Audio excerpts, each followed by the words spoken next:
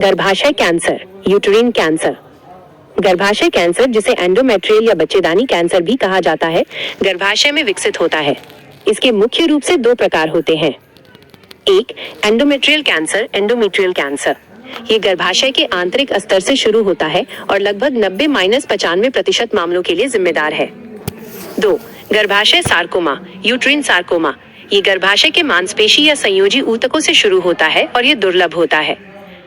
प्रकार, सबटाइप्स। एक, endometrial cancer के उपप्रकार। एंडोमेट्रियोइड एडेनोकार्सिनोमा ये सबसे सामान्य प्रकार है और इसका उपचार अधिक संभव होता है।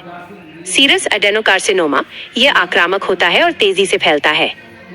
एडेनोस्क्वेमस कार्सिनोमा, कार्सिनोसार्कोमा मिश्रित गुण। इसमें कार्सिनोमा और सार्कोमा दोनों के मिश्रित गुण होते हैं। दो, गर्भाशय सार्कोमा के उपप्रकार। लियोमायोसार्कोमा ये गर्भाशय की मांसपेशी दीवार से शुरू होता है, लगभग 2% मामले। एंडोमेट्रियल स्ट्रोमल सार्कोमा ये गर्भाशय के समर्थन ऊतकों से शुरू होता है, मामलों के 1% से कम। लक्षण, सिम्टम्स। सबसे सामान्य लक्षण, असामान्य योनि रक्तस्राव, मेनोपॉज रजोनिवृत्ति के बाद रक्तस्राव, भारी या अनियमित माहवारी, मासिक धर्म, चक्रों के बीच दाग स्पॉटिंग। अन्य लक्षण, पानी जैसा या बदबूदार स्राव डिस्चार्ज, पेल्विक श्रोणि में दर्द या दबाव, संभोग के दौरान दर्द, अकारण वजन घटना, मूत्र या मल संबंधी परिवर्तन। एंडोमेट्रियल कैंसर के बारे में अधिक जानना चाहते हैं तो यहाँ इसके जोखिम कारक, रिस्क फैक्टर्स और निदान डायग्नोसिस से संबंधित कुछ प्रमुख बिंदु दिए गए हैं। जोखिम कारक, रिस्क फैक्टर्स। गर्भाशय कैंसर का खतरा उन महिलाओं में अधिक होता है जिनके शरीर में एस्ट्रोजन का स्तर उच्च होता है, जबकि प्रोजेस्टेरोन का स्तर कम होता है। प्रमुख जोखिम कारक हैं। आयु, ये खतरा मेनोपॉज रजोनिवृत्ति के बाद, विशेष रूप से 50 वर्ष की आयु के बाद बढ़ जाता है। मोटापा, वसा ऊतक, फैट टिश्यू अतिरिक्त एस्ट्रोजन का उत्पादन करते हैं, जिससे जोखिम बढ़ता है।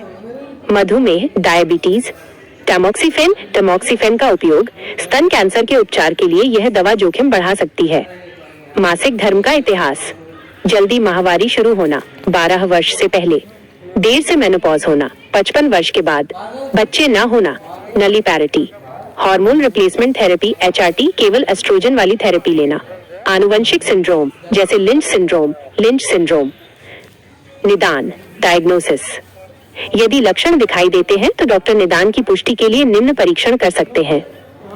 परीक्षण का नाम, उद्देश्य, ट्रांसवेजाइनल अल्ट्रासाउंड TVS, गर्भाशय की परत एंडोमेट्रियम की मोटाई को मापता है।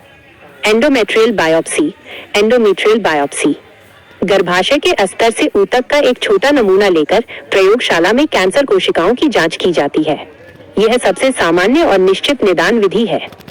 डायलिटेशन एंड क्यूरेटेज D&C, यदि बायोप्सी स्पष्ट नहीं है तो यह एक छोटी शल्य प्रक्रिया है जिसमें गर्भाशय के ऊतक को हटाकर जांच की जाती है।